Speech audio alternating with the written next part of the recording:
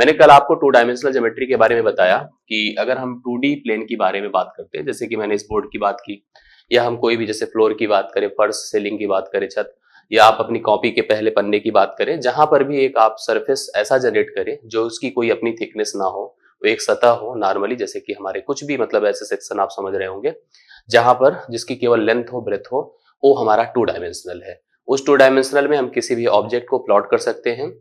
Deciding अ quadrant, हम लोग एक पहली चीज तो क्वाड्रेंट जनरेट करते हैं using the real number line. हम एक बार हॉरिजेंटल और वर्टिकल हम उनको प्लॉट करके डिसाइड करते हैं 4 क्वाड्रेंट को, उन एक्सेसेस को, उन लाइंस की और पैरेलल लाइंस के कॉम्बिनेशंस को। इन पूरे प्रोसेस को लेकर के हम लोग यहाँ पर डिसाइड करते हैं, कोऑर्डिनेट सिस्टम को हम डिस्कस करते हैं। वो जो कोऑर्डिनेट सिस्टम हमारा एक जनरेट होता है, उसमें जब हम किसी भी बिंदु को, किसी भी पॉइंट को हम प्लॉट करें, जैसे आपको मैंने बताया कि अगर ये हमारा एक कार्टेशियन सिस्टम है, आप कह सकते हैं कोऑर्डिनेट सिस्टम है, जिसमें 4 क्वाड्रेंट बने, फर्स्ट बना, सेकंड बना, थर्ड बना, इसी तरह से फोर्थ बना। और इसके साथ साथ कभी कभी हमें जब रिक्वायर्ड हो जाता है तो हम लोग इस एक्स एक्सिस का भी यूज कर लेते हैं, इस वाई एक्सिस का भी यूज कर लेते हैं। एक लाइन जो एक्स के पैरेलल होती है उसका भी यूज कर लेते हैं, एक लाइन जो वाई के पैरेलल होती है उसका भी यूज कर लेते हैं। इस प्रकार से हम बिंदुओं को अलग अलग लोकेशंस पर लोकेट कर सकते हैं, दिखा सकते हैं। जो बिंदु आपको एक बार दिखाए गए, मैंने आपको कहा था सबसे पहली चीज इसमें पॉइंट ही होती है, जिस पॉइंट को आप एक ऑर्डर्ड पेयर भी कहते हैं। ऑर्डर्ड पेयर कहते हैं क्योंकि उसकी जो 2 वैल्यू होती हैं, एक एक्स की रहती है, मतलब एक्स से इंक्लाइंड होती है या एक्स से रिलेट करती है, दूसरी वाई से रिलेट करती है, और इसी ऑर्डर्ड पेयर को आप कोऑर्डिनेट कहते हैं। इसी को आप निर्देशांक अर्थात कोऑर्डिनेट कहते हैं, जो किसी एक व्यक्ति या बिंदु या जो भी कोई पॉइंट है उसकी सिचुएशन को, उसकी लोकेशन को कोऑर्डिनेट वाइज इंडिकेट करता है। जब आप बिंदु को लोकेट कर दिए तो आपने पॉइंट को लोकेट कर दिया, या किसी एक सरफेस को या किसी एक सर्टेन वैल्यू को आपने लोकेट कर दिया बाय एन ऑर्डर्ड पेयर या कोऑर्डिनेट से, तो आपने अलग अलग लोकेशंस उनकी ऑब्जर्व करी। तो मैंने कल कहा था कि सबसे पहली चीज आप उस बिंदु का रिफ्लेक्शन, पहली पॉइंट हमने आपको पढ़ाया था कि पहले तो आप उसका रिफ्लेक्शन सीख लें, मतलब उसकी इमेज बनाना सीख लें कि अगर हम उसका रिफ्लेक्शन करेंगे तो कैसे कैसे कितने रिफ्लेक्शन हमको ऑब्जर्व होंगे, मिलेंगे। रिफ्लेक्शन के लिए मैंने बताया कि आपको मिरर की रिक्वायरमेंट होती है। मिरर में मैंने आपको कहा कभी हम एक्स एक्सिस को ही मिरर मान लेते हैं, कभी वाई को मान लेते हैं, कभी हम ओरिजिन को मान लेते हैं, कभी एक लाइन जो एक्स के पैरेलल है उसको मान लेते हैं, कभी एक जो वाई के पैरेलल है उसको मान लेते हैं। इनका प्रयोग करके हमने रिफ्लेक्शन किया। आगे की जो सिचुएशंस होगी कि आप जो हमारे पास कोई भी 2 बिंदु हमने कहीं पर भी प्लॉट कर रखे हैं, उनके बीच का डिस्टेंस क्या होगा, ध्यान से समझिएगा। डिस्टेंस क्या होगा, हम इस डिस्टेंस को निकालना सीखेंगे। डिस्टेंस के थ्रू जो आपको लेंथ मिली, मतलब लाइन मिली, उस लाइन को हम डिवाइड करना सीखेंगे, मतलब सेक्शन फार्मूला पढ़ेंगे। जो हमने लाइन बनाई है उस लाइन का इक्वेशन फ्रेम करना आपको हम बताएंगे। इसके बाद अगर हम कई बिंदुओं की बात करेंगे तो उन बिंदुओं के कोलिनियरिटी की सिस्टम को, कोलिनियर होने की सिचुएशन को डिस्कस करेंगे। इक्वेशन के भी अलग अलग नेचर्स को हम लोग डिस्कस करेंगे। इन सारी बातों को लेकर के हम इस सेगमेंट को, जो इंट्रोडक्टरी है, जो कि आपको अगर समझिए तो 10th लेवल तक का पार्ट है। तो अब हम आज हम डिस्कस करने जा रहे हैं about the distance of a point, distance between 2 point. 2 बिंदुओं के बीच की दूरी की बात करेंगे हम लोग यहाँ पर, कि अगर हमारे पास किसी कोऑर्डिनेट सिस्टम में 2 बिंदु हैं तो उनके बीच की सर्टेन डिस्टेंस को हम कैसे डिस्क्राइब कर पाते हैं। देखिए कोऑर्डिनेट सिस्टम है, आप समझिए, ये एक्स एक्सिस है और ये वाई एक्सिस है। कोई एक बिंदु सपोज करिए यहाँ पर P है, जिसका कोऑर्डिनेट मान लीजिए कि x1 है, y1 है। एक सर्टेन बिंदु हमारे पास Q भी है, जिसका निर्देशांक x2 और y2 है। इस तरह से 2 बिंदु थे। किसी ने हमसे कहा कि 2 बिंदुओं के बीच की दूरी निकाल दीजिए। दूरी मतलब वो लेंथ होती है जो कि शॉर्टेस्ट डिस्टेंस, एक तरह से कह सकते हैं, जो उनके बीच उनके 2 बिंदुओं के बीच में एक लीनियर लाइन को जनरेट करती है। तो मुझे रिक्वायर्ड है इस लेंथ की। अब इस लेंथ को हम कैसे, that means we need to get the PQ, हमें PQ फाइंड करना है। आप इस PQ को कैसे डिक्लेयर कर पाएंगे, इसके लिए सबसे पहले मैंने अपने P पॉइंट की बात करी, और P की लोकेशन को हमने अगर कोऑर्डिनेट के हिसाब से समझा तो आपको पता था कि this length will be, this is the origin you know, and this length will be x1। यहां से यहां तक की लेंथ क्या हो गई, x1 हो गई। And same here it will B y1, मतलब यहां से यहां तक की लेंथ आपकी y1 हो गई। इसी तरह से अगर हम लोग बात करते हैं इसकी, तो ये लेंथ यहां से यहां तक की बात अगर किया जाए सो इट विल बी x2। यहां से यहां तक की लेंथ की बात करें तो इट इज x2। एंड अगर इसकी पूरी बात करें तो आप ऐसे समझ लीजिए इसको, ये दिस इज y2, मतलब यहां से यहां तक की लेंथ आपकी क्या है, y2 है।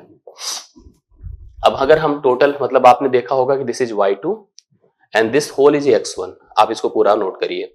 अगर आप ध्यान से समझेंगे सारी चीजों को तो मुझे इस लेंथ की रिक्वायरमेंट है। इसके लिए मैंने एक ऐसे परपेंडिकुलर इसके ऊपर ड्रॉप किया, एक ऐसे मैंने इसके ऊपर 90 डिग्री ड्रॉप किया and we get a triangle. हमें एक ट्रायंगल मिला। First point was P and Q that is R. क्योंकि आपने परपेंडिकुलर बनाया so this P Q R is a right angle triangle, एक समकोण त्रिभुज बनकर सामने आया। जब ये समकोण त्रिभुज है, आप ध्यान से देखिएगा, यहाँ पर 90 डिग्री आप है देख ही रहे हैं। और अगर हम बात करें इनके बेस की और परपेंडिकुलर लेंथ की तो कैसे निकाल सकते हैं? This complete length was x2 and this is x1, so you get this one x2 minus x1। यहाँ से यहाँ तक की लेंथ x2 माइनस x1 होगी, क्योंकि इसी के पैरेलल होगी तो यह लेंथ भी आपकी x2 माइनस x1 हो जाएगी। और इसी तरह से अगर हम इसकी पूरे की बात करें तो this complete length is y2 and this is y1। अगर इसकी बात हम लोग करें सो it will B y2 minus y1। यहां से यहां तक की लेंथ y2 माइनस y1 हो गई। अगर हम पाइथागोरस थ्योरम को फॉलो कर सकते हैं so we can find the formula to get the pq। हम pq निकाल सकते हैं, that is by using the Pythagoras theorem, that is the length that is opposite to the in a right angle triangle, the length opposite to the 90 degree is called the hypotenuse, that is equal to the sum of the square, या you can say the square root of the sum of the other remain sides, या square of other remain side. जो बची sides रहती हैं उनके square के सम का square root होता है। तो आपको क्या करना होता है, अगर हम प्रॉपर यहां पर करते हैं तो we can find here by this formula, Pythagoras का यूज करेंगे। PQ is equal to under root PR square plus QR square, Pythagoras का यूज करके। इसका मतलब मैं लिख सकता हूं यहां पर x2 माइनस x1 का whole square plus y2 minus y1 का होल स्क्वायर।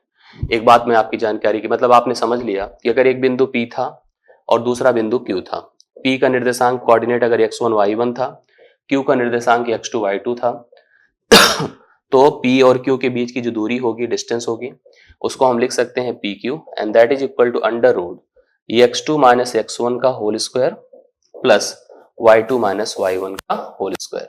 आप समझ लीजिएगा।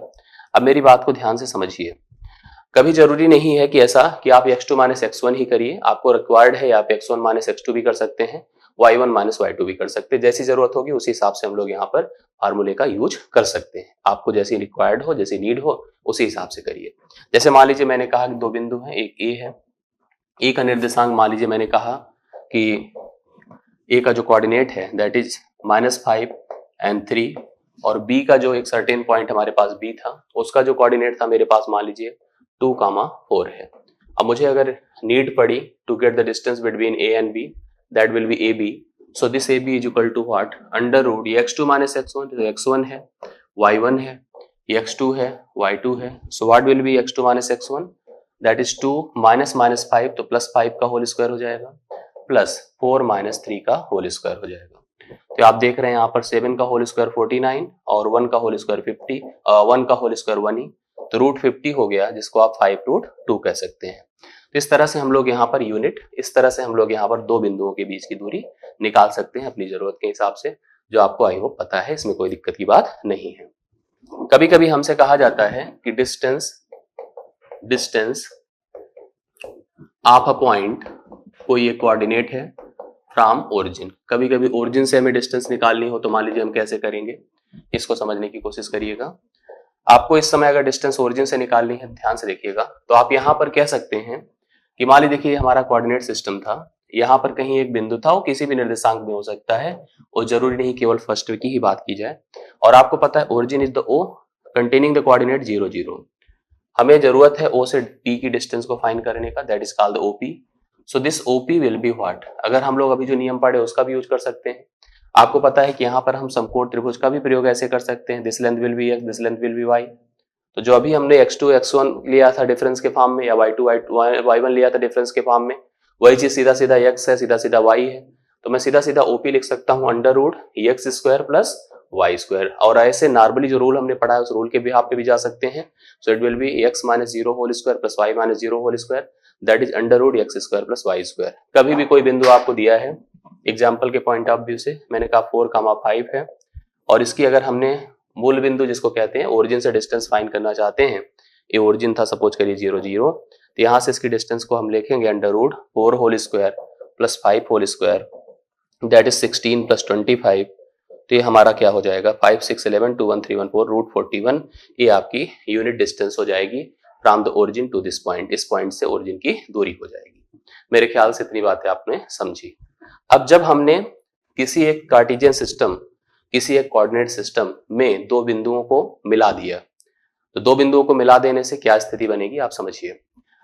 दो बिंदुओं को मिला देने से हमें कभी ऐसी जरूरत पड़ जाए कि हम उन दो बिंदुओं को डिवाइड करना चाहते हैं, दो बिंदुओं को डिवाइड करना चाहते हैं, ब्रेक करना चाहते हैं। जैसे मैंने यहां पर अब आगे जो मैं पढ़ाने जा रहा हूं आपको, that is called the section formula. अब इस सेक्शन फार्मूले के अंतर्गत आप सीखेंगे कैसे हम दो बिंदुओं को के बीच की जो डिस्टेंस है उसको हम कैसे डिवाइड कर पाएंगे, कैसे हम ब्रेक कर पाएंगे। आप लोग ध्यान से समझिएगा तो ये चीजें आपके स्पष्ट हो जाएंगी। तो आइए पढ़ते हैं सेक्शन फार्मूला। देखिए सेक्शन फार्मूला क्या है कि अगर हमने जो अभी आपको दिखाया कि दो बिंदु अगर जब हम कभी मिलाएंगे तो एक लाइन तो प्राप्त ही हो रही है, मिल ही रही है। तो लाइन अगर एक लेंथ है तो लेंथ की डिवीजन की रिक्वायरमेंट हमें पड़ती रहती है, या हम ऐसे कह दें कि कोई वैल्यू है तो value is certain position certain length, so we need to divide this length into different part. तो ज्यादातर डिवीजन के केस में दो लोगों के दिमाग में ये आता है कि हम चीजों को बराबर बराबर बांट दें, ब्रेक कर दें, बट बराबर नहीं बांटना है। ऐसा हमेशा जरूरी थोड़ी है कि हम बराबर ही बांटें। कभी कभी हमें जो है किसी को ज्यादा देना होता है, किसी को कम देना होता है। मीन्स इस लाइन को अगर हम ब्रेक करना चाहते हैं तो किसी सेक्शन को, किसी पार्ट को हम थोड़ा ज्यादा करेंगे, किसी पार्ट को कम करेंगे। मतलब जो भी सेक्शन फार्मूला यूज किया जाएगा, या हम कह सकते हैं डिवीजन ऑफ लाइन जो भी होगी, डिवीजन ऑफ अ लाइन मतलब कभी भी एक लाइन का जब बंटवारा किया जाएगा, it will based on a ratio. मतलब कभी भी लाइन का बंटवारा हमेशा एक अनुपात अर्थात रेशियो पर बेस्ड होगा। मतलब हम डिसाइड करेंगे किस सेगमेंट को, किस सेक्शन को ज्यादा करना है, किस सेक्शन को कम करना है। आप ऐसे रियलाइज करिए कि मेरे पास एक बिंदु ए था जिसका कोऑर्डिनेट x1 y1 था, एक बिंदु ए था जिसका कोऑर्डिनेट x2 y2 था ना। हम इन दोनों बिंदुओं से बनी इस लाइन को अब ब्रेक करना चाहते हैं। तो ब्रेक करने के लिए मैंने आपसे कहा कि जरूरी नहीं कि आप उसको बीच में ही ब्रेक करें, एक ऐसा पॉइंट जो कि मतलब इस पूरी लाइन को दो पार्ट्स में ब्रेक कर दे। ऐसी कोई जरूरत नहीं है कि इक्वल ही पार्ट में ब्रेक करें। हम चाहते हैं कि इसको एक सर्टेन रेशियो अर्थात m/n से ब्रेक करें। मतलब किसी सेक्शन में हम कुछ ज्यादा रखें, किसी सेक्शन में कुछ कम रखें। तो हमें एक ऐसा पॉइंट फाइंड करना है, मान लीजिए पॉइंट हमें P फाइंड करना है, या हम कह दें कि X फाइंड करना है, that divides the line, this point that divides the line in the two parts in, ध्यान से देखिएगा, the x having a coordinate, ये भी अपना एक कोऑर्डिनेट कंटेन करेगा, इसकी भी एक वैल्यू x की होगी, दूसरी वैल्यू y की होगी, and this point will divide this line in the m/n, m ratio n में ब्रेक करेगी। अब यहां पर जो m रेशियो n में ब्रेक कर रही है ये पॉइंट, मतलब ये पॉइंट जो ब्रेक कर रहा है, इसको भी हम अलग अलग इसके नेचर को रीड करेंगे। नेचर क्या होगा आप समझने की कोशिश करिएगा, क्योंकि जो डिवीजन है वो बेस्ड किस पर है, एक रेशियो पर है, और रेशियो आपने देखा कि m/n है। तो मैं आपकी जानकारी के लिए बता दूं कि इफ, ध्यान से देखिएगा, m/n that means you know m/n, अगर मैंने कहा लेस देन 1 है, एक से छोटा है, दैट मीन्स आप समझ रहे हैं कि m is less than n होगा। सो this division is called the internal division. मतलब जो बंटवारा होगा उसको हम आंतरिक विभाजन कहते हैं, आंतरिक विभाजन अर्थात इंटरनल डिवीजन, आप समझ लीजिएगा। बट इफ मैंने कहा m/n that is called m/n, अगर मैंने कहा ग्रेटर देन 1 है, so we can say that this is m is greater than n, so this division is called the external division, इसको हम बाह्य विभाजन कहेंगे। मैं इसके बारे में भी आपको बताऊंगा अभी, बाह्य विभाजन और आंतरिक विभाजन क्या होता है। अगर ऐसे भी सिचुएशन हो गई कभी कभी कि m/n दैट इज m/n मान लीजिए इक्वल टू 1 है, so we can say that कि m is equal to n हो गया, और so it is called the mid point division. मध्य बिंदु का विभाजन आप समझते होंगे, मिड पॉइंट डिवीजन। मतलब बंटवारा तो लाइन का किया जाएगा बट तीन तरह से, कि जब भी कभी m का मान रेशियो में जो न्यूमरेटर अर्थात पहला पार्ट होगा, अगर वह ग्रेटर होगा बड़े छोटे दूसरे पार्ट से, तो उसको हम बड़े के लिए मैंने कहा एक्सटर्नल डिवीजन, उसको बाह्यता विभाजन कहेंगे। और अगर छोटा होगा पहले का मान मतलब m का मान n से, तो उसको हम आंतरिक विभाजन कहेंगे। इसी तरह से अगर बराबर दोनों होंगे, इक्वल टू 1 होगा अगर रेशियो, तो that is called mid point division, इसको मध्य बिंदु का विभाजन हम लोग कहते हैं। इन तीन प्रकार से हम किसी लाइन को डिवाइड कर सकते हैं। मैं तीनों के नियमों को समझाने की कोशिश आपको करता हूं। सबसे पहले ऐसे समझिए कि मान लीजिए मेरे पास एक बिंदु P है जिसका अपना एक निर्देशांक है x1 y1, कोऑर्डिनेट है x1 y1।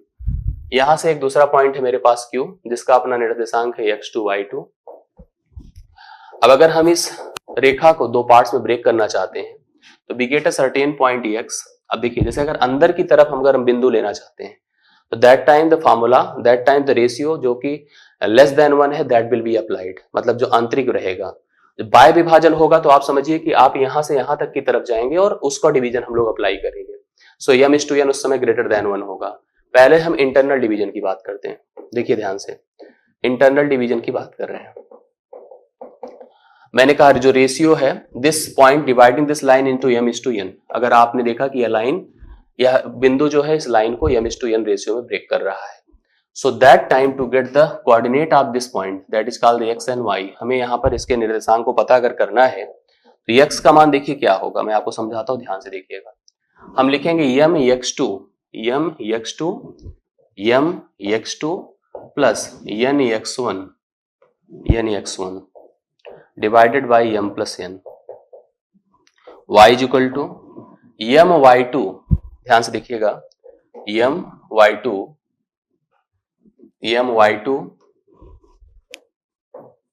प्लस ny1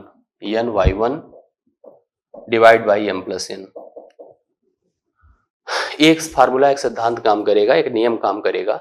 जब भी हम किसी लाइन का आंतरिक विभाजन करेंगे, मतलब अंतः एक स्थित बिंदु को पता करना चाहेंगे, उसके निर्देशांक को पता करना चाहेंगे, तो उसका x का फार्मूला हो जाएगा mx2, मतलब रेशियो, जैसे अभी हम एक फार्मूला, एक एग्जांपल लेके यहीं पे दिखाते हैं, mx2 plus nx1 divide by m plus n। इसी तरह से अगर हम y का निर्देशांक पता करना चाहते हैं तो my2 plus ny1 divide by m plus n। यहाँ पर जो क्वेश्चंस आते हैं, मैं आपकी जानकारी के लिए बता दूं, हमें वह बिंदु पता करना होता है, रेशियो दिया होता है, बिंदु कोऑर्डिनेट दिए होते हैं, हमें वह सर्टेन पॉइंट फाइंड करना होता है, या कभी वो पॉइंट दिया होता है, हमें रेशियो डिस्क्राइब करना होता है। तो इसके लिए हम पूरे लाइन के प्रोसेस को समझेंगे, अभी धीरे धीरे पूरी प्रॉपर्टी को सीखेंगे, और इनसे रिलेट करते हुए जितने भी क्वेश्चंस होंगे मैं एक सीट के माध्यम से पूरा सॉल्व करवाऊंगा। उसके लिए आप लोग निश्चिंत रहिएगा, जो बेसिक सेक्शन है पूरा का पूरा आपका कवर हो जाएगा। क्योंकि हमें पता है कि हो सकता है कुछ लोग इसको पढ़े हों और उनको लगता है कि सब चीजें मुझे आती हैं, मैं जानता हूं आपको आती है, लेकिन फिर भी आप एक काम करिए, पढ़िए। आप पढ़ेंगे तो इसको आप कॉन्फिडेंस में लाएंगे, इससे आपको कॉन्फिडेंस आएगा, और कॉन्फिडेंस आपको धीरे धीरे आगे चल करके प्रॉब्लम नहीं क्रिएट होने देगा। इसलिए जो भी पढ़ाया जा रहा है आप उसको पढ़ते रहें। इस पर एक रिलेट करता एग्जाम्पल मैं आपको समझाता हूं। मैंने कहा कि एक हमारे पास लाइन है जो कि ऑब्टेन्ड है ज्वाइनिंग बाय द 2 पॉइंट्स, एक P का निर्देशांक 2,4 था और एक Q का निर्देशांक मान लीजिए 1,5 था। मैंने कहा कि इन दो बिंदुओं से बनी एक लाइन है हमारे पास, जिसको हमें 2:3 के रेशियो में ब्रेक करना है। 2:3 मतलब जो रेशियो है यहाँ पर that is dividing this line in the 2:3। मैंने कहा 2:3 के अनुपात में इसको ब्रेक करना है एंड गेट द पॉइंट, मतलब वह कौन सा बिंदु, वह कौन सा पॉइंट होगा जो इस लाइन को 2:3 के रेशियो में ब्रेक करेगा। तो मैंने कहा चलो लेट सपोज करो वह पॉइंट x है जिसका कोऑर्डिनेट x और y है। तो नियम के हिसाब से अगर सोचा जाए तो 2:3 बोला, that means this part will be 2 and this part will be 3। सो इधर का पार्ट कम होगा, उधर का पार्ट ज्यादा होगा। तो मैं आपको बताऊं कि x will be what, mx2 मतलब 2 into 1, क्योंकि आपको पता है x1 है, y1 है, यह x2 है और यह y2 है। mx2 मतलब 2 into 1 plus nx1 3 into 2 divide by 2 plus 3। तो आप ही खुद ही देख लो, 2 and 6, 2 6 8 डिवाइड बाई 5, तो 8/5 हो गया इसका कोऑर्डिनेट। पहले x की वैल्यू हो गई, y की वैल्यू my2 तो 2 into 5 plus 3 into 4 divide by 2 plus 3। तो 2 5 जो 10, 3 4 जो 12, 12 और 10 22 हो गया, डिवाइड बाई आपका 5 है। तो एक तरह से आपका 22/5, मतलब इसका जो निर्देशांक बना दैट इज 8/5 एंड 22/5। तो इस तरह से इसका निर्देशांक अर्थात बिंदु हम ज्ञात कर सकते हैं, दैट इज 8/5 एंड 22/5।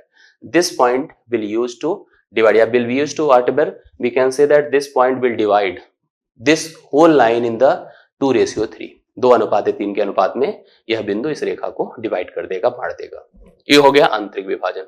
अभी हम बात करते फिर उसी तरह से। मैंने कहा कि सपोज करें मेरे पास एक रेखा है having the point x1 y1 and q x2 y2। अब हम कह रहे हैं कि we need to divide this line, हमें जरूरत है इस लाइन को ऐसे दो पार्ट्स में ब्रेक करने के लिए जो कि बाह्य विभाजन पर बेस्ड हो। बाह्य विभाजन के बारे में मैं आपको थोड़ी सी जानकारी ऐसे दे देता हूं। कभी आप लोगों ने जैसे सर्कल का कॉन्सेप्ट पढ़ा होगा तो आपने देखा होगा कि सर्कल के अंतर्गत दो कॉर्ड होते हैं। अगर मान लो दो कॉर्ड इंटरनली बाइसेक्ट करें या इंटरसेक्ट करें तो ये प्रोसेस था, और अगर सर्कल के अंदर दो कॉर्ड एक्सटर्नली बाइसेक्ट या इंटरसेक्ट करें सो दिस प्रोसेस था। आपने एक चीज जानते होंगे सब लोग इस नियम को कि इनके जो सेगमेंट का प्रोडक्ट होता है वो इक्वल होता है। let the intersection be O, so this is A B and this is C D, so we can write there कि AO into OB, that means देखिए ज्वाइन कर रहा दोनों को, will equal to CO into OD, यह एक नियम बनता है, आपको पता होगा। और जब बाह्य विभाजन की बात करते हैं, देखिए कैसे ज्वाइन किया जाता है लाइन को। मान लीजिए this card is AB, this chord is CD and intersecting at a point O या P you can say.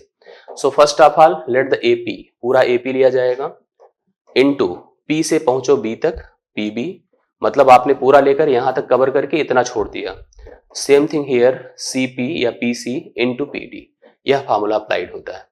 So this will also dedicate that formula. आप अगर जब वहां पर बाह्य विभाजन की बात करोगे तो same thing will be relate to this concept, यहाँ पर उसके साथ भी संबंधित होगा। और कैसे होगा आप देखिए, मैंने कहा एक लाइन थी joining by the 2 points x1 y1 and x2 y2। मैंने कहा इसका जो विभाजन हम करने जा रहे हैं in the ratio m is to n, where m is greater than n, अगर m बड़ा है n से, so the first part m will work like this, यहां से यहां तक सपोज करिए है, and n is like this, यहां से यहां तक n है। तो मतलब this is the complete line, ये आपकी लाइन है जो कि m is to n में ब्रेक हो रही है, समझिए। अब अगर हमारा पॉइंट में भी यहां पर कहीं एग्जिस्ट करेगा, यहां पर एग्जिस्ट करेगा जिसका कोऑर्डिनेट x और y होगा, इसको कैसे फाइंड करेंगे देखिएगा। x इज इक्वल टू, इसका जो निर्देशांक होगा x इज इक्वल टू, मतलब हम डिस्कस कर रहे हैं अबाउट द एक्सटर्नल डिवीजन, अर्थात बाह्य विभाजन की, एक्सटर्नल डिवीजन अर्थात हम बाह्य विभाजन की बात कर रहे हैं, ध्यान से देखिएगा। तो x will equal to m, ध्यान से देखिए, m x2 मतलब पूरा कवर कर लिया, minus n x1 divide by m minus n। आप समझ गए होंगे कैसे कि m x2 minus n x1, यहीं तक छोड़ दो फिर इतना पूरा ले ले।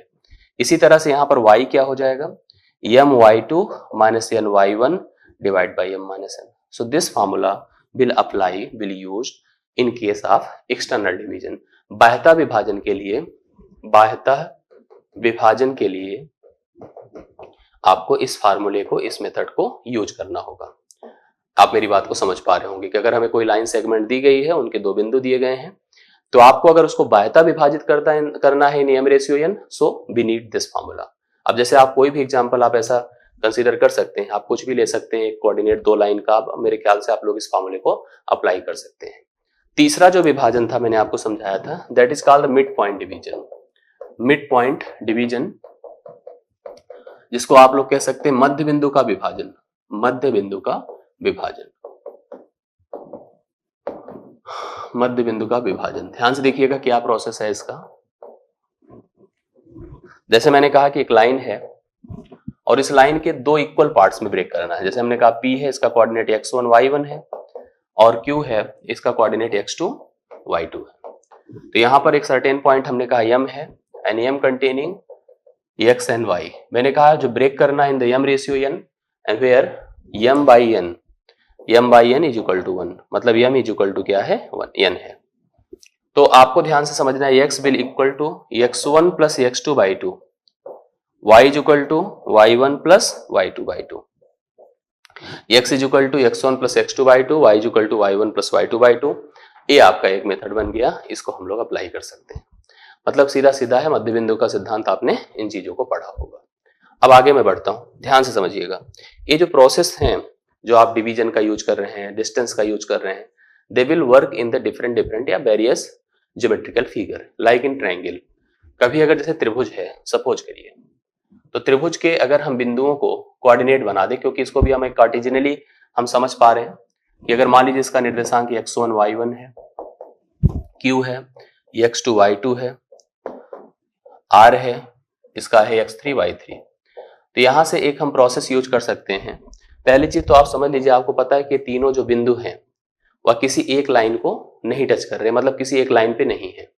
तो ये जो तीनों पॉइंट्स होंगे वो नॉन लीनियर होते हैं, नॉन कोलिनियर होते हैं, यू कैन से नॉन कोलिनियर होते हैं। मतलब कभी अगर आपके 3 बिंदु मिलकर के एक त्रिभुज जनरेट कर रहे हैं, तो जाहिर सी बात है उनका अपना एक सर्टेन एरिया होगा। तो त्रिभुज के अगर तीनों कोऑर्डिनेट्स दिए गए हैं, तो इनकी हेल्प से हम त्रिभुज का क्षेत्रफल ज्ञात कर सकते हैं। त्रिभुज के क्षेत्रफल को निकालने का प्रोसेस देखिए ध्यान से, area of triangle that is equal to 1/2। ध्यान से देखिएगा, हम सबसे पहले लिखेंगे x1। अगर हमने x1 लिया तो हम लिखेंगे y2 माइनस y3। ध्यान से देखिए, एक शेड्यूल, एक सीक्वेंस हम लोग फॉलो करेंगे जो हम आपको बता रहे हैं। इसको लिया, इन सबको छोड़ करके देखिए y2 माइनस y3 किया, फिर आगे मैं लिखूंगा x2। जब x2 मैंने लिया तो बीच वाला हमने लिया, तो अब हमारे पास प्रोसेस है ए सीक्वेंस, देखिए y3 minus y1, y3 minus y1, और लास्ट में हमने लिखा फिर से x3, और x3 लिखने के बाद हम लोग जैसे ही x3 पर देखिए यहां पहुंच गए तो आपको पता है कि शेड्यूल इधर से इधर चला आएगा, मतलब y1 माइनस y2। तो this formula is used to get the area of the triangle. अब इसकी हेल्प से हम लोग एरिया ऑफ ट्रायंगल निकाल सकते हैं, किसी भी त्रिभुज का हम लोग क्षेत्रफल निकाल सकते हैं जब उसके तीनों कोऑर्डिनेट्स हमको दिए गए हैं।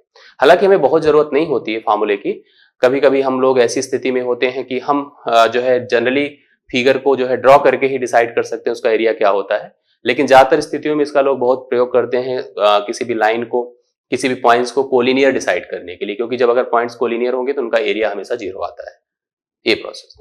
आगे थोड़ा सा जाते हैं। अब कभी देखिए हमको एक सर्कल के लिए बहुत सारी बातें, हालांकि सर्कल आप जानते हैं कि लीनियर लेंथ या लीनियर लाइन नहीं यूज करती है, जो तो सर्कमफेरेंस अगर सर्कल का हम फॉलो करें तो, लेकिन उसके अंतर्गत कुछ लाइंस होती हैं जैसे कि उसकी रेडियस या उसका डायमीटर। आपको पता है कि diameter is double of radius, या radius you can get the, अगर हम सपोज करिए इसको O कह दें, यहाँ पर एक सर्टेन पॉइंट है तो you get find the radius, double of this one is the diameter, इसका यूज कर सकते हैं।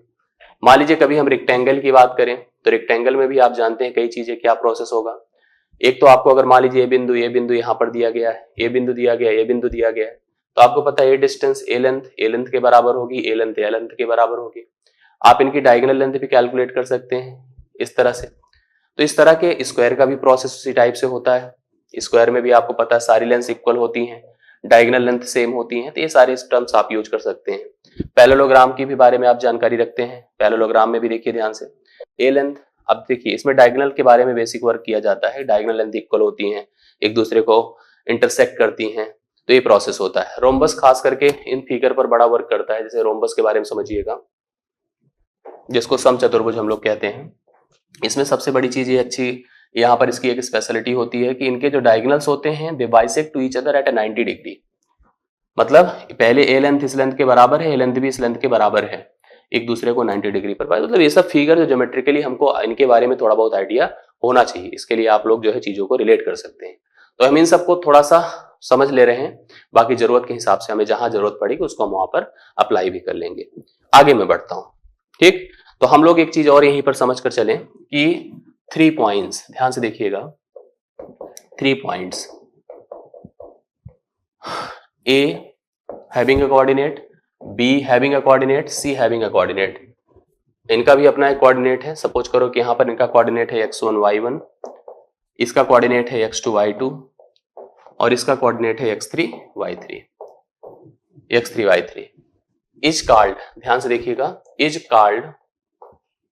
Called collinear. कोलिनियर अर्थ होता है संरेखीय। क्या कहा जाता है? संरेखीय, मतलब एक ही रेखा पर है। इफ कंडीशन अलग अलग है। इफ पहली बात मैं ऐसे बता दूं कि A B plus B C is equal to A C, यहां से यहां तक की लेंथ, यहां से यहां तक की length is equal to A C है।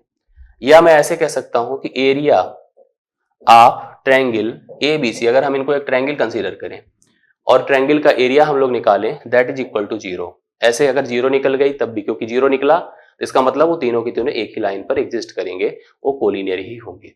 इसके अलावा भी हम इसका जो यूज है, इसका जो तरीका है, उसको हम डिस्कस करेंगे। तो हम जब आगे जब आपको स्लोप अभी पढ़ाएंगे तो स्लोप के बिहाफ पर भी समझाएंगे, तो ज्यादा अच्छे से वो चीजें आपको फैक्चुअली उसका जो फैक्ट है वो क्लियर हो पाएगा।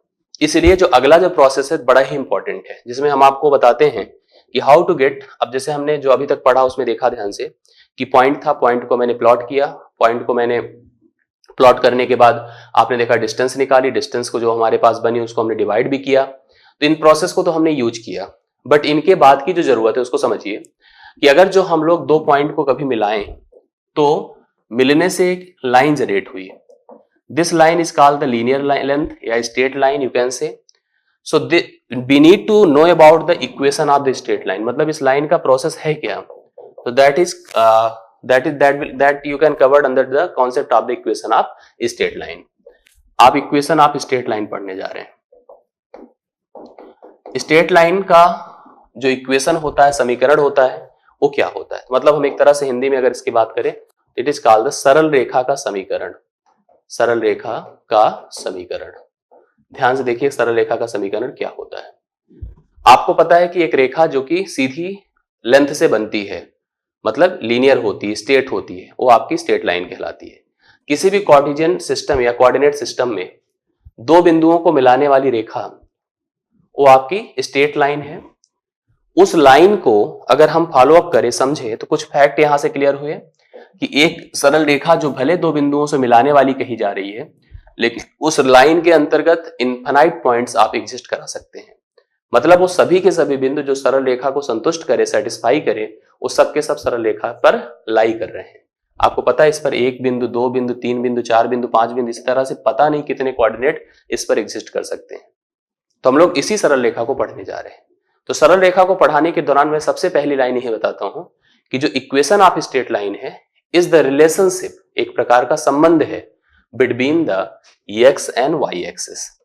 कैसे एक्स और वाई एक दूसरे से संबंधित हैं, कैसे एक्स वाई एक दूसरे से संबंधित हैं, इनके बीच के संबंध को दर्शाने के लिए हम सरल रेखा के समीकरण को पढ़ते हैं।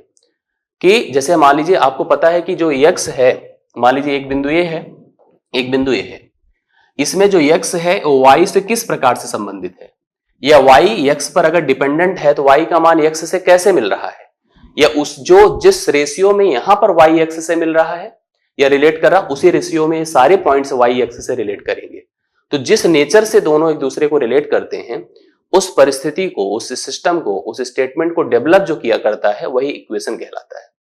इस इक्वेशन को हम कैसे फ्रेम करेंगे, इसको कैसे डेवलप करेंगे, मैं इन्हीं बातों को यहां पर अभी मैं पढ़ाने आपको जा रहा हूं, ध्यान से समझिएगा।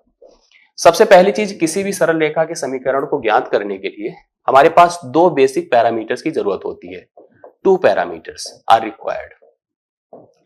दो अगर हमारे पास ये बिंदु या दो पैरामीटर्स हमारे पास अवेलेबल हो तो कभी भी किसी भी सरल रेखा का समीकरण आप इजिली निकाल सकते हैं।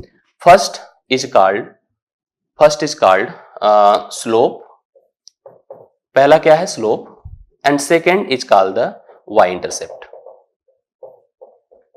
स्लोप को हिंदी में हम कहते हैं प्रवणता। इस प्रवणता को हम कुछ ऐसे कह सकते हैं, प्रवणता को हम कहते हैं अगर देखा जाए तो is the inclination, the tangent of the inclination of the line in the positive direction of the x axis. जो एक्स अक्ष है उसके धनात्मक दिशा के जो मूवमेंट है उससे जो कोण जनरेट होता है उसका अगर हम टेंजेंट निकालते हैं तो we can find the slope या प्रवणता ज्ञात करते हैं हम लोग। जैसे मान लीजिए लाइन है, अब आप समझने की कोशिश करिएगा। ये सिस्टम है आपका कोऑर्डिनेट, एक कोऑर्डिनेट सिस्टम है। कोई भी लाइन अगर पास होगी तो कहीं ना कहीं एक्स को इंक्लाइंड करेगी उसके पॉजिटिव डायरेक्शन में। ध्यान से देखिएगा पॉजिटिव डायरेक्शन क्या है, जब एंगल एंटी क्लॉकवाइज मूव करेगा तो पॉजिटिव एंगल प्राप्त होगा। अभी आप सोचे कि इधर से एंगल की बात करते, ये वाला एंगल क्यों नहीं लिए, तो ये जब क्लॉकवाइज होगा तो आपका नेगेटिव एंगल, एंटी क्लॉकवाइज हमेशा पॉजिटिव एंगल जनरेट करता है, और जो क्लॉकवाइज होगा वो आपका नेगेटिव एंगल जनरेट करेगा। तो हम पॉजिटिव डायरेक्शन की बात कर रहे हैं। तो देखिए ये लाइन जो आप जिसका इक्वेशन आप फाइंड करना चाहते थे उसमें एक्स अक्ष के साथ धनात्मक दिशा में एक कोण बनाया, that is called the theta. वह एक कोण बना, that is called the theta. और दूसरी तरफ उसने कहीं ना कहीं वाई अक्ष को भी टच किया है, इसी को कहते हैं हम लोग वाई इंटरसेप्ट। वाई इंटरसेप्ट अर्थात वाई अक्ष के साथ कटान बिंदु, जो वाई अक्ष पे जहां पर उसने काटा है। If it is called the C, यह आपका अगर सी कहला रहा है। So these two basic parameters are required to getting the equation of the straight line. और जब इक्वेशन बनेगी तो हम बार बार इसको सरल रेखा कर रहे हैं, इसका मतलब एक लीनियर लेंथ जनरेट होगी, एक्स अक्ष के बीच और वाई अक्ष के बीच एक संबंध जनरेट होगा। तो इसका जो जनरल फॉर्म होगा, जो इसका व्यापक रूप होगा, वो हमेशा ax plus by plus c बराबर 0 के रूप में होगा, जो सरल रेखा का सिस्टम होता है, जो लीनियर इक्वेशन का फॉर्मेट होता है। तो व्यापक जो फॉर्मेट होगा वो ax plus by plus c is equal to 0 के रूप में होगा, कोई भी सरल रेखा अगर ज्ञात होगी। बट उस सरल रेखा के उस प्रारूप को समझने के लिए मैंने कहा दो बेसिक पैरामीटर्स की जरूरत थी। एक आपका स्लोप कहलाया, दूसरा आपका मैंने बताया वाई इंटरसेप्ट कहलाया। मैं आपको समझाता हूं, ध्यान से देखिएगा। वाई इंटरसेप्ट मतलब वाई अक्ष पर कटान बिंदु। अब जैसे मान लीजिए मैंने कहा एक कोऑर्डिनेट सिस्टम था, एक लाइन ऐसे पास हो रही थी, ए इसने x अक्ष के साथ पॉजिटिव डायरेक्शन में थीटा कोण बनाया, y अक्ष के इस बिंदु पर मीट करी ओ सी पर। तो हम लोग यहां पर जो सबसे पहली लाइन फ्रेम करते हैं उसके अलग अलग प्रोसेस होते हैं, बट उसको समझिए स्लोप को हम निकाल कैसे सकते हैं। स्लोप को निकालने का सबसे पहला प्रोसेस, जिसको आप हिंदी में प्रवणता कहते हैं या इसको यम से इंडिकेट करते हैं, स्लोप को निकालने का पहले सिस्टम समझिए। व्हेन थीटा इज गिवन, अगर मान लीजिए y अक्ष के साथ जो इंक्लिनेशन है, जो झुकाव है, अगर x अक्ष के साथ जो झुकाव है वो अगर थीटा दिया है तो theta will equal to M is equal to tan theta. tan के साथ उसको अप्लाई कर दीजिए, यू गेट द यम, मतलब आपको स्लोप पता चल जाएगा। दूसरा, कभी कभी हमको अगर मान लीजिए झुकाव नहीं पता है कोण और दो बिंदुओं के निर्देशांक पता है, सपोज करिए इसका निर्देशांक x1 और y1 है और इसका निर्देशांक मान लीजिए x2 और y2 है। ध्यान से देखिएगा, when the coordinates of the 2 points are given, coordinates of 2 points are given, अगर दो बिंदुओं के निर्देशांक हमें पता है, then slope y is equal to y2 minus y1 upon x2 minus x1। ध्यान से समझिएगा, m is equal to y2 minus y1 upon x2 minus x1। आपको अगर दो बिंदु दिए हैं, जैसे मान लीजिए अगर थीटा दिया है, मान लीजिए tan थीटा की वैल्यू 45 है, तो हम लिखेंगे स्लोप हो जाएगा tan 45 that is equal to 1। मान लीजिए इसके निर्देशांक सपोज करिए यहाँ पर कुछ है, सपोज करिए -3, -5 है और इधर हमारे पास मान लीजिए 2, या 4, 7 है। तो आप अगर स्लोप निकालना चाहते हैं तो m इज इक्वल टू, मैंने कहा y2 माइनस y1, तो 4, देखिए ये आपका क्या है, x1 है, y1 है, ये x2 है, y2 है, तो 7 + 5 होगा divide by x2 minus x1, 4 + 3 होगा, तो मतलब 12/7 हो जाएगा। तो ये आपका स्लोप यहां से निकल कर आएगा। तो मेरी बात को आप लोग समझ पाए होंगे कि स्लोप निकालने के दो तरीके हो गए। अब इक्वेशन निकालने के प्रोसेस समझिए। सबसे पहला प्रोसेस आप ध्यान से देखिएगा, कोई भी सरल रेखा को ज्ञात करने का जो सिस्टम है, उसके समीकरण को जो ज्ञात करने का सिस्टम है, उसको ध्यान से समझिए। भाई लाइन आपने जनरेट ही किया, मैंने कहा कि दो चीजों की बेसिक रिक्वायरमेंट्स होती है, एक तो x अक्ष के साथ जो इंक्लिनेशन होता है, झुकाव, जिसकी मदद से हम स्लोप फाइंड करते हैं, दूसरा y अक्ष पे कहां कट कर रहा है। अगर ये दो चीजें आपको दे दे तो जो लाइन को ज्ञात करने का पहला सिस्टम होता है that is called the slope intercept form. Slope intercept form आपका हो जाएगा y is equal to mx plus C, y is equal to mx plus C. किसी भी लाइन को हम y is equal to mx plus C के रूप में रख सकते हैं, जहां पर m क्या है, स्लोप है, प्रवणता है, और c क्या है, y इंटरसेप्ट है, कि y पर वो कहां पे कट कर रहा है, पॉजिटिव या नेगेटिव डायरेक्शन में कहीं पर भी y पर कट कर रहा होगा। इन केस अगर हमसे कहा जाए कि जो लाइन है आपकी वो x अक्ष के साथ धनात्मक दिशा में 30 डिग्री बना रही है और y अक्ष पर 0.2 पर मीट कर रही है, तो सरल रेखा का समीकरण क्या होगा।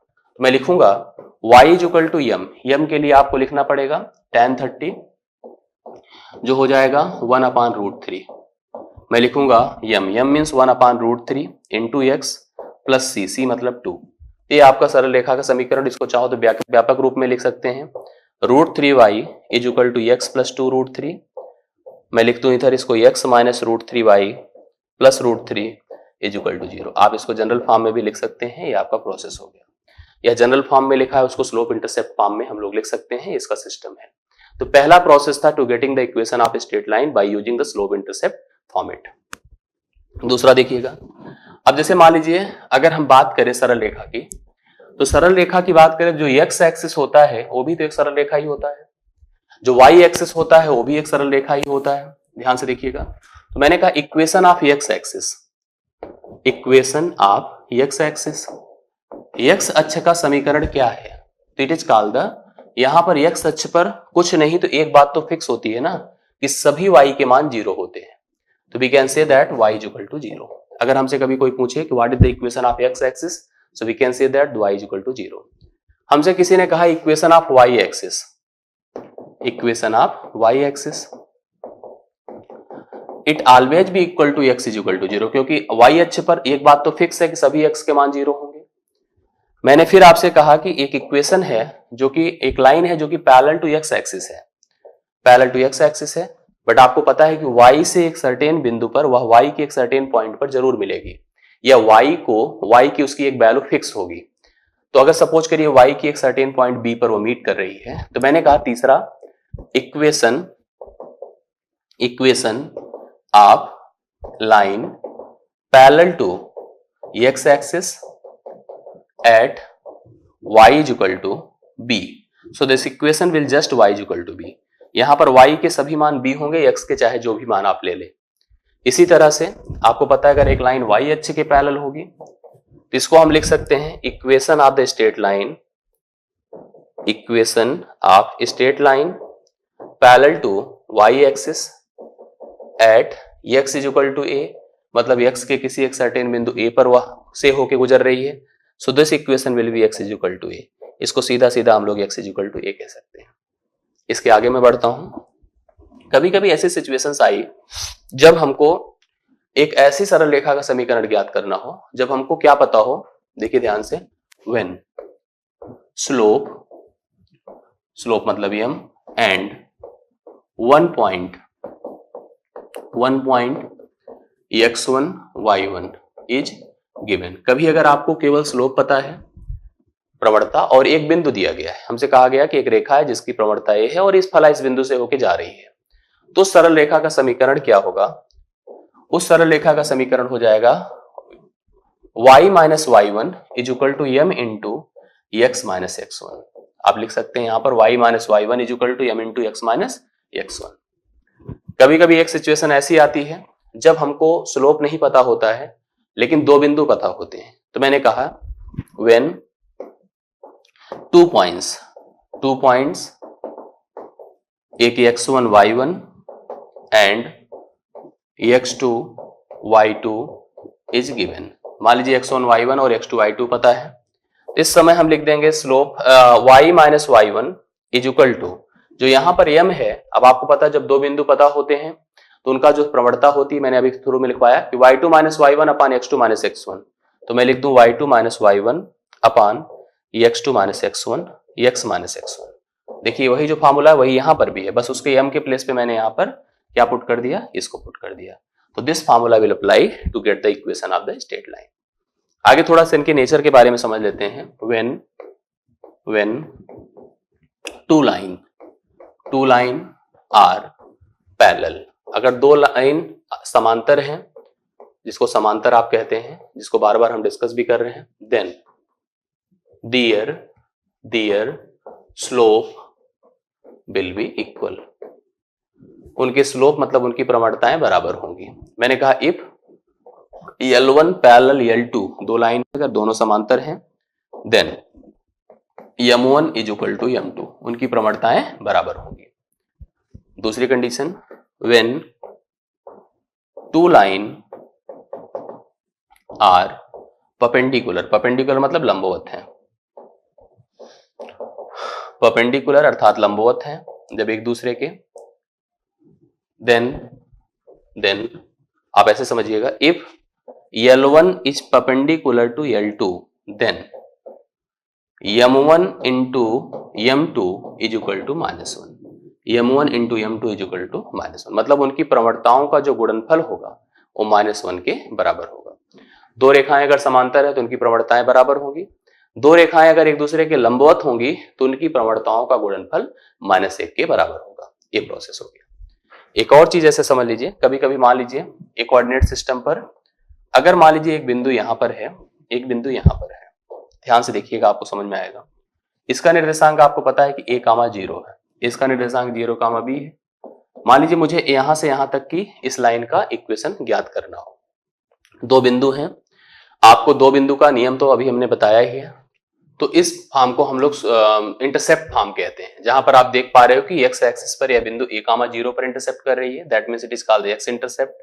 इसको आप x इंटरसेप्ट कह सकते हैं क्योंकि x पर इंटरसेप्ट कर रही है, और यहां पर this is called the y intercept, this is called the y intercept. इस समय के लिए हम लोग यहां पर एक जनरल संबंध बना सकते हैं, x upon a plus y upon b is equal to 1। आप इसको अप्लाई कर सकते हैं, आप यहां पर सर्टिफाई भी वैल्यू कर सकते हैं। जैसे अगर x की वैल्यू हमने कहा x अपान a है plus y upon b is equal to 0, जब भी कभी आप y की वैल्यू 0 पुट करिए तो x इज इक्वल टू आपको a मिलेगा। आप चेक करके देख सकते हैं, जैसे y का मान यहाँ पर 0 पुट करिए तो y 0 अपान b हो जाएगा, that means x is equal to a हो जाएगा। ऐसे x का मान आप 0 पुट करके तो y की वैल्यू आपको b मिल जाएगी, क्योंकि आपको पता है कि x की वैल्यू a है और y की वैल्यू यहाँ से यहाँ तक क्या है, b है।